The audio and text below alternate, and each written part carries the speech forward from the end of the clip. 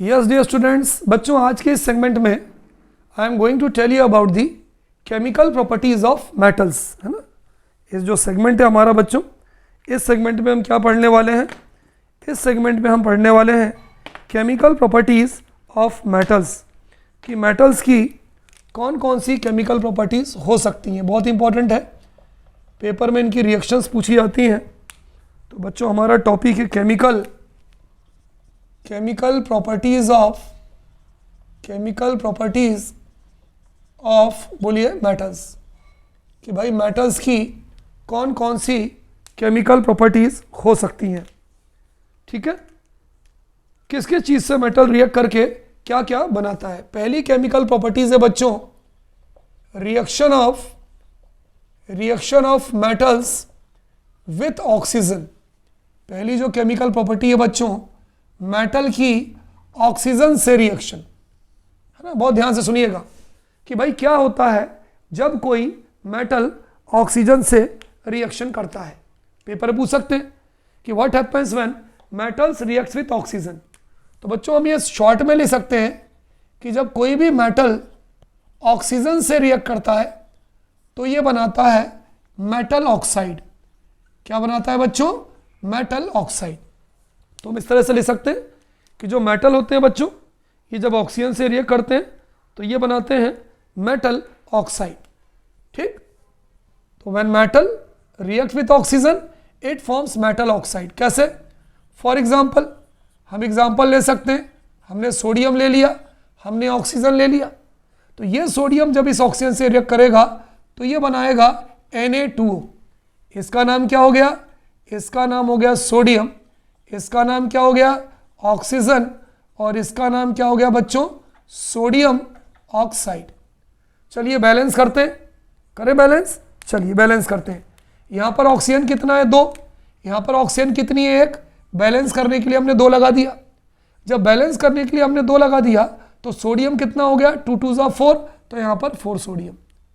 तो कोई अगर आपसे पूछे कि तिवारी सर कोई भी अगर मेटल जो है ऑक्सीजन से रिएक्ट करके क्या बनाता है, तो हम ये कह सकते हैं कि metal react with oxygen to form metal oxide. तो ये हो गया सोडियम, ये हो गया ऑक्सीजन।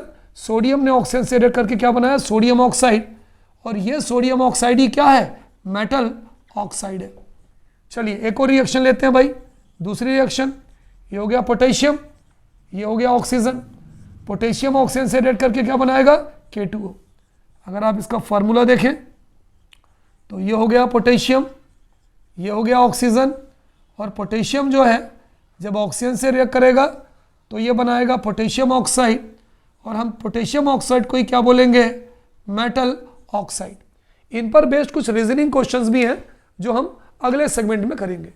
तो बच्चों को अगर आपसे पूछे कि अगर कोई मेटल ऑक्सीजन से रिएक्ट करता है तो क्या बनाता है, तो हम ये कह सकते हैं कि जब कोई मेटल ऑक्सीजन से रिएक्ट करेगा तो ये बनाएगा metal oxide. Is it clear बच्चों? इसको नोट कर लीजिए, पॉज करिए और इसे नोट करिए। Is it clear? चलिए आगे बढ़ते हैं भाई। अगली चीज, तो ये तो था बच्चों reaction of metals with oxygen. अगला हम देखते हैं बच्चों, देखिए ऑक्सीजन लिख लें या एयर लिख दें, बात एक ही है। आप ऑक्सीजन बोल दें या एयर बोलते हैं, बात एक ही है। हम इसकी दूसरी प्रॉपर्टी देखते हैं बच्चों, reaction of metals with water. इसकी दूसरी प्रॉपर्टी है बच्चों reaction of metals with water, कि भाई अगर कोई भी मेटल अगर पानी से रिएक्शन करेगा तो क्या बनाएगा। तो देखिए यहां मैं लिख रहा हूं, ये मेटल है, किससे रिएक्ट कर रहा है बच्चों? पानी से रिएक्ट कर रहा है। और मेटल जब पानी से रिएक्ट करता है तो ये बनाता है मेटल हाइड्रोक्साइड। क्या बनाता है बच्चों बताइए? Metal hydroxide. और साथ में जो गैस निकलती है वो कौन सी गैस निकलती है? Hydrogen gas. तो कोई अगर आपसे पूछे कि भाई तिवारी सर अगर कोई मेटल पानी से रिएक्ट करेगा तो क्या बनाएगा, तो हम ये कह सकते हैं when any metal reacts with water it forms metal hydroxide and hydrogen gas is released. कौन सी गैस निकलती है बच्चों? इसमें जो है हाइड्रोजन गैस रिलीज होती है। ये एक्सोथर्मिक रिएक्शन है। एक्सोथर्मिक का मतलब यहाँ पर हीट भी निकलती है। चलिए रिएक्शन लिखते हैं। फॉर एग्जाम्पल हम एग्जाम्पल लिख रहे हैं, हमने सोडियम मेटल लिया, सोडियम मेटल की पानी से रिएक्शन कराई, वाटर है, क्या बनाएगा, सोडियम हाइड्रोक्साइड बनाया, साथ में कौन सी गैस निकलती है, हाइड्रोजन गैस निकलती है। चलिए बैलेंस करते हैं, ठीक है। अब देखिए यहां पर हाइड्रोजन कितना, 2 है, यहां पे हाइड्रोजन 3 है, इवन नंबर में बैलेंस करेंगे तो हमने यहां 2 लगा दिया, तो हाइड्रोजन 2 ये हो गया और 2 हाइड्रोजन इसमें आ गए। इसको मैं अलग कलर के पेन से कर दूं ताकि आपको दिक्कत नहीं होगी। यहां पर हमने 2 लगा दिया, तो हाइड्रोजन 2 और 2 4 हो गया, यह हाइड्रोजन 2 है तो 2 दूनी 4, ये 4 हो गया। ऑक्सीजन 2 हो गया, ऑक्सीजन 2 हो गया, सोडियम भी 2 हो गया, तो यहाँ 2 लगा दिया, तो इक्वेशन बैलेंस हो गई। ठीक, अगर हम इसका नाम लिखें, चलिए नाम बोलिए, ये कौन सा मेटल है, ये आपका हो गया सोडियम मेटल, ये क्या हो गया, वाटर। सोडियम मेटल की वाटर से रिएक्शन हुई, क्या बन गया बोलिए, सोडियम हाइड्रोक्साइड, और कौन सी गैस निकल रही है, यहाँ पे निकल रही है हाइड्रोजन गैस।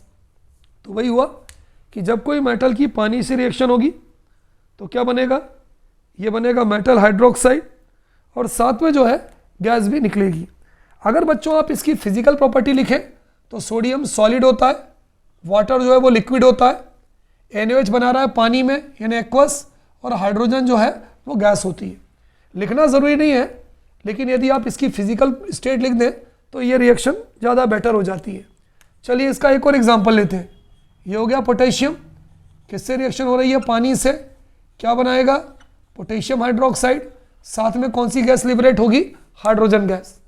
हमें बैलेंस करना है, यहाँ पर हाइड्रोजन 4 होने चाहिए तो यहाँ 2 लगा दिया, हाइड्रोजन 4 है 2H2, पोटेशियम 2 है, यहाँ 2 लगा दिया।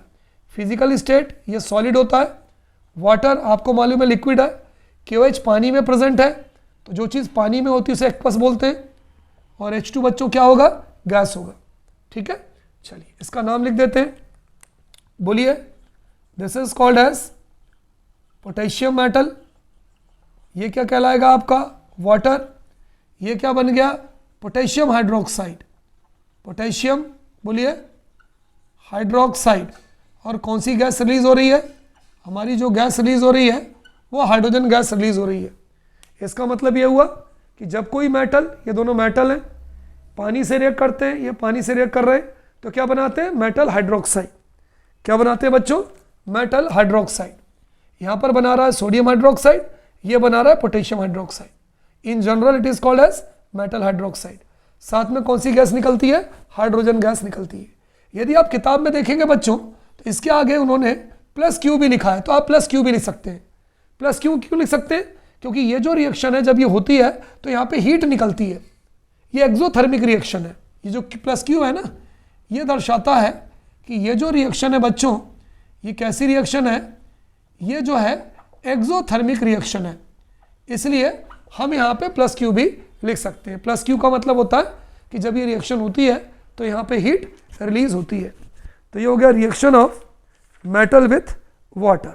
Is it clear? चलिए आगे बढ़ते हैं बच्चों।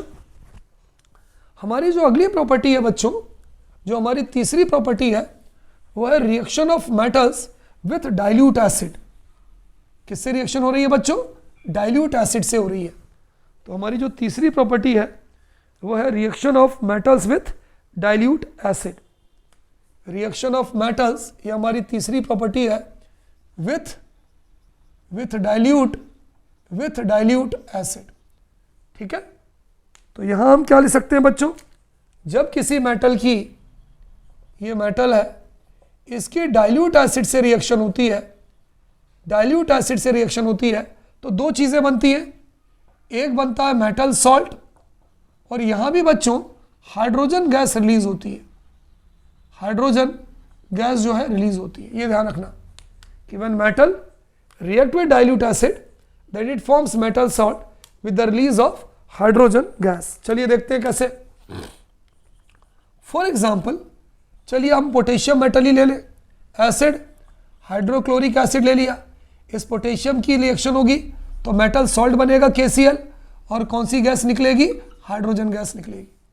बैलेंस करें, हाइड्रोजन 2 है ना। फिर से देखिए, मेटल है, मेटल की डाइल्यूट एसिड से रिएक्शन हुई है, डाइल्यूट हाइड्रोक्लोरिक एसिड है, ये मेटल सॉल्ट बना है, potassium chloride is called as metal salt, और हाइड्रोजन गैस। पोटेशियम कैसा होता है बताइए बच्चों? सॉलिड होता है, मैंने सॉलिड लिख दिया। HCl जो है वो लिक्विड के फॉर्म में होता है, एक्वस होता है, मैंने एक्वस लिख दिया, क्योंकि यहाँ पर जो HCl होती है वो लिक्विड के फॉर्म में होती है। KCl ये पानी में बनेगा एक्वस, और ये गैस के फॉर्म में बनता है। बैलेंस करें, चलिए देखते हैं कैसे बैलेंस करेंगे। हाइड्रोजन 2 है, यहाँ 2 लिख दिया। क्लोरीन 2 हो गया, यहाँ 2 लगा दिया। पोटेशियम 2 हो गया, यहाँ 2 लगा दिया। नाम लिखें, ये कौन सा मेटल है बच्चों? ये है पोटेशियम मेटल। ये कौन सा एसिड है? ये डाइल्यूट हाइड्रोक्लोरिक एसिड है, हाइड्रोक्लोरिक एसिड है।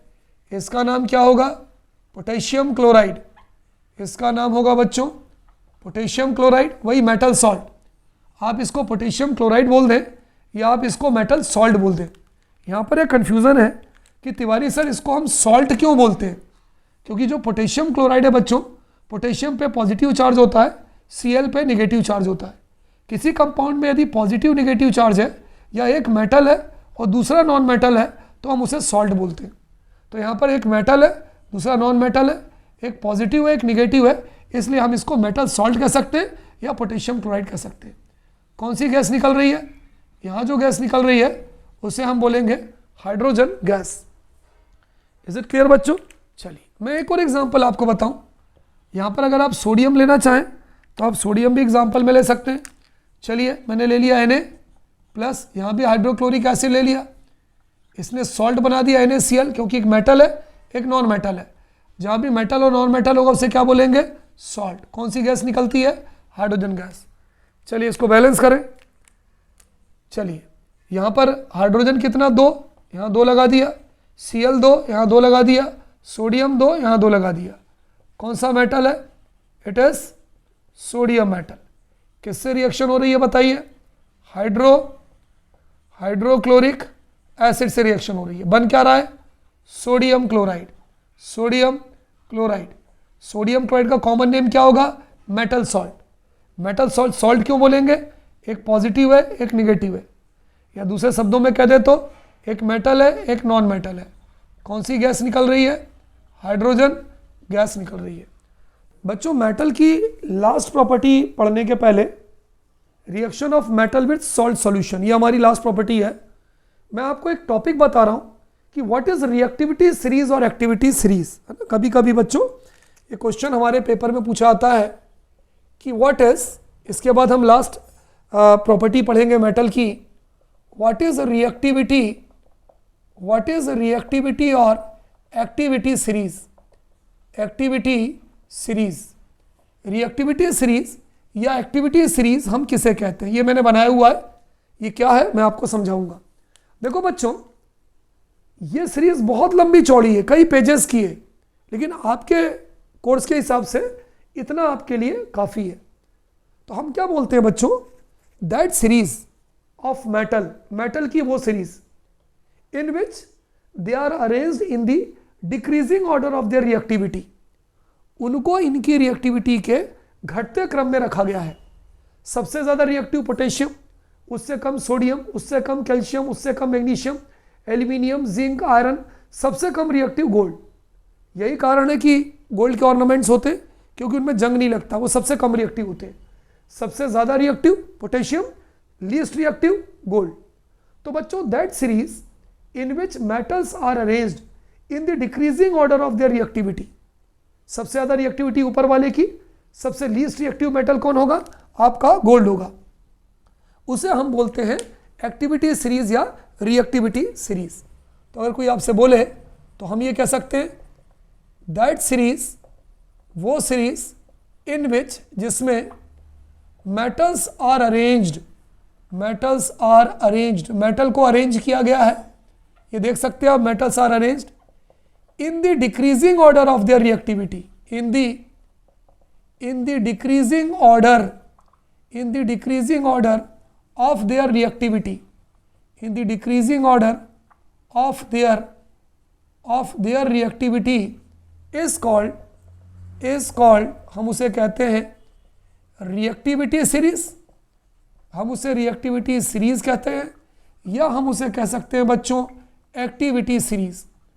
उसे आप रिएक्टिविटी सीरीज कह दें तो भी सही है, और यदि आप उसे एक्टिविटी सीरीज कह दें तो भी सही है। सबसे ऊपर जो होगा वो मोस्ट रिएक्टिव मेटल होगा, जो नीचे होगा वो लीस्ट रिएक्टिव मेटल होगा। कभी कभी बच्चे बोलते हैं कि तिवारी सर, इसको ध्यान से समझिएगा कि सर ये सीरीज हमें याद नहीं होती है। तो देखिए, इस सीरीज को याद करने का एक कॉन्सेप्ट है। एक अगर आप सेंटेंस याद कर ले तो आधी सीरीज आपको वैसे ही याद हो जाएगी। कैसे? आप ये वर्ड याद कर ले, प्लीज स्टॉप कॉलिंग मी, ये वर्ड है, आप याद कर लेंगे तो आपको वो कुछ एलिमेंट्स याद हो जाएंगे। Please stop calling me a zebra in the library, in the library. अगर आप याद करते हैं तो इसमें काफ़ी एलिमेंट आपको याद हो जाते हैं। जैसे पहला है पोटेशियम, तो पी में, पी मतलब पोटेशियम। इसके बाद है सोडियम, तो स्टॉप, एस से सोडियम। इसके बाद है कैल्शियम, सी हो गया कैल्शियम। इसके बाद है मैग्नीशियम, मी में एम आ गया मैग्नीशियम। इसके बाद है आपका please stop calling me a zebra, है ना, एल्यूमिनियम, ए से एल्यूमिनियम आ गया। जेड से आपका जिंक आ गया। इन द लाइब्रेरी, इन में आई है, आई से आपका आयरन आ गया, ठीक है। द में टी है, टी में आपके टिन आ गया, और लाइब्रेरी में एल है, एल में आपके लेड आ गया। तो अगर आप एक सेंटेंस याद करते हैं, please stop calling me a zebra in the library, तो पी से आपका पोटेशियम आ जाएगा, एस से आपका सोडियम आ गया उसके नीचे, सी ए से कैल्शियम आ जाएगा, एम से मैग्नीशियम आ जाएगा, ए से एल्यूमिनियम आ जाएगा, जेड से जिंक आ जाएगा, आई से आयरन आ जाएगा, टी से टिन आ जाएगा, और एल से लेड आ जाएगा। यहाँ तक आपको याद हो जाएगा। इसके बाद तो सिंपल है, hydrogen, copper, mercury, silver and gold. तो बच्चों यहाँ से ये जो हमने आपको बताया कि क्या होती है reactivity series, activity series, that series of metals, metals की वो series in which metals are arranged in the decreasing order of the reactivity, उसको हम रिएक्टिविटी सीरीज या एक्टिविटी सीरीज कहते हैं। याद करने का तरीका, please stop calling me a zebra in the library, कि भाई लाइब्रेरी में हमें आप ज़ेब्रा कह के मत बुलाइए। तो सारे एलिमेंट्स आपको यहाँ तक याद हो जाएंगे, कुछ एलिमेंट्स हैं जो आपको याद करना होगा। अब हम इसकी लास्ट प्रॉपर्टी देखेंगे कि reaction of metals with salt solution. चलिए, अब हमने एक्टिविटी सीरीज या रिएक्टिविटी सीरीज पढ़ लिया है। अब हम इसकी लास्ट प्रॉपर्टी देखते हैं, जो हमारी चौथी प्रॉपर्टी थी कि reaction of metals with salt solution. क्योंकि हम बिना एक्टिविटी सीरीज के ये हम नहीं पढ़ पाते, तो ये है रिएक्टिविटी ऑफ मेटल्स विथ कौन सा सॉल्यूशन बच्चों, with salt solutions. Salt solution से हम जो है मेटल की रिएक्टिविटी को देखेंगे। तो यहाँ पर हम क्या लिखते हैं बच्चों कि अगर कोई मेटल है और ये मेटल अगर सॉल्ट सॉल्यूशन से रिएक्ट करेगा, कैसे करेगा, सॉल्ट सॉल्यूशन से रिएक्ट करेगा, तो ये दूसरा सॉल्ट बनाएगा, ठीक है। ये मेटल ए है, ये सॉल्ट सॉल्यूशन है बी का, तो ये बनाएगा salt solution of A, salt solution of A का सॉल्ट सॉल्यूशन बनाएगा। और ये जो बी है, ये जो बी था, जो salt solution of metal B, salt solution of metal B, और यहाँ पे ये जो मेटल बी है ये अलग हो जाएगा, मेटल बी अलग हो जाएगा। फिर से देखिए, कोई मेटल है ए, ये सॉल्ट बी के सॉल्ट सॉल्यूशन से रिएक्ट करता है, सॉल्ट सॉल्यूशन ए बनाएगा और मेटल बी अलग हो जाएगा। खैर जाने दीजिए, आप तो सीधे सीधे रिएक्शन देखिए। ये आपका कॉपर सल्फेट है, एक्वस, हमने इसका पानी में सॉल्यूशन बनाया, इसकी रिएक्शन हम जिंक से कर रहे हैं, जिंक सॉलिड है। चलिए, इसकी स्टेट जो है वो मैं अलग कलर से लिख दूं, कॉपर सल्फेट को हमने पानी में घोला, एक्वस है, जिंक सॉलिड है। अब बच्चों देखो, please stop calling me a zebra in the library. अगर आप वाली एक्टिविटी सीरीज देखें तो उस एक्टिविटी सीरीज में आप ये पाएंगे कि जिंक ऊपर है और कॉपर नीचे है। तो अगर जिंक ऊपर है और कॉपर नीचे है तो जिंक ज़्यादा रिएक्टिव हुआ, कॉपर कम रिएक्टिव हुआ, क्योंकि ऊपर से नीचे रिएक्टिविटी कम होती है। तो ये जिंक क्या करेगा, कॉपर सल्फेट से कॉपर को डिस्प्लेस कर देगा। तो ये क्या बना लेगा, ये बना लेगा ZnSO4, मैं अलग कलर के पेन से लिख रहा हूँ, ये बना लेगा बच्चों, इट विल फॉर्म, बोलिए क्या बना लेगा, ये बना लेगा आपका ZnSO4 एक्वस, और प्लस ये जो आपका कॉपर मेटल है वो अलग हो जाएगा। ZnSO4 एक्वस, और ये आपका जो कॉपर मेटल है वो अलग हो जाएगा। तो ये हो गया एक्वस और ये हो गया आपका सॉलिड। तो ये सॉल्ट सॉल्यूशन है, इसको आप चाहे तो इस तरह से लिख लें, मेटल है, यहाँ जिंक मेटल लिख दें, सॉल्ट सॉल्यूशन है, ये कॉपर सल्फेट लिख दें, ये सॉलिड है और ये एक्वस है। तो जिंक ज़्यादा रिएक्टिव था, जिंक ने कॉपर सल्फेट से कॉपर को डिस्प्लेस कर दिया, तो ये हो गया ZnSO4 और ये हो गया प्लस कॉपर। तो ये जो प्रॉपर्टी है ये रिएक्शन है आपकी मेटल की, किसके साथ? सॉल्ट सॉल्यूशन के साथ। चलिए एक और रिएक्शन लिखते हैं। अगर मैं दूसरा एग्जांपल लूँ, मैंने Fe ले लिया, Fe की रिएक्शन में करवा रहा हूँ कॉपर सल्फेट के साथ। Fe सॉलिड है, आयरन है, कॉपर सल्फेट एक्वस है। आयरन जो है वो कॉपर के ऊपर है, तो आयरन अगर कॉपर के ऊपर है तो आयरन क्या करेगा? कॉपर सल्फेट से कॉपर को डिस्प्लेस कर देगा। क्यों? क्योंकि जो आयरन है वो कॉपर से ऊपर है, तो क्या बना लेगा बोलो? FeSO4 एक्वस और प्लस ये कॉपर रिलीज हो जाएगा। नाम सबको मालूम है, इसका नाम अगर हम लिखें तो क्या लिखेंगे बोलो? इट इज आयरन, ये आयरन हो गया। इसका नाम क्या है? इसका नाम है कॉपर सल्फेट। इस वाले का नाम क्या है? इस वाले का नाम है आयरन सल्फेट। और इस वाले का नाम क्या है? इस वाले का नाम है कॉपर। ठीक है? क्यों डिस्प्लेस कर रहा है? फिर से सुनिए, क्योंकि जिंक जो है वो कॉपर से ज़्यादा रिएक्टिव है। कैसे पता चला आपको जिंक कॉपर से ज़्यादा रिएक्टिव है? रिएक्टिविटी सीरीज में जिंक ऊपर है, कॉपर नीचे है। मैंने जो आपको पढ़ाया था अभी इससे पहले रेड कलर के पेन से। Fe कॉपर सल्फेट को डिस्प्लेस कर सकता है। क्यों? क्योंकि आयरन जो है वो ऊपर है, कॉपर नीचे है, आयरन की रिएक्टिविटी कॉपर से ज़्यादा है। मान लीजिए बच्चों आपके पेपर में क्वेश्चन पूछा जाता है, ठीक है, चलिए मैं इसको मिटाकर एक क्वेश्चन लिख देता हूँ। आपके पेपर में क्वेश्चन पूछा जाता है, ये कॉपर है और ये FeSO4 है, कि is this reaction is possible, is this reaction be possible? क्या ये रिएक्शन पॉसिबल होगी? बताइए। हमारा आंसर होगा नो, ये नहीं होगी। क्यों नहीं होगी? इसलिए नहीं होगी क्योंकि आयरन ऊपर है, कॉपर नीचे। रिएक्टिविटी सीरीज में आयरन ज़्यादा रिएक्टिव है, कॉपर कम रिएक्टिव है। तो अगर कॉपर कम रिएक्टिव है तो क्या कॉपर आयरन को डिस्प्लेस कर पाएगा? नहीं कर पाएगा। तो यहां पर हमारा आंसर होगा नो रिएक्शन। यहां पे कोई रिएक्शन नहीं होगी, तो हम आंसर लिख सकते हैं नो, दिस रिएक्शन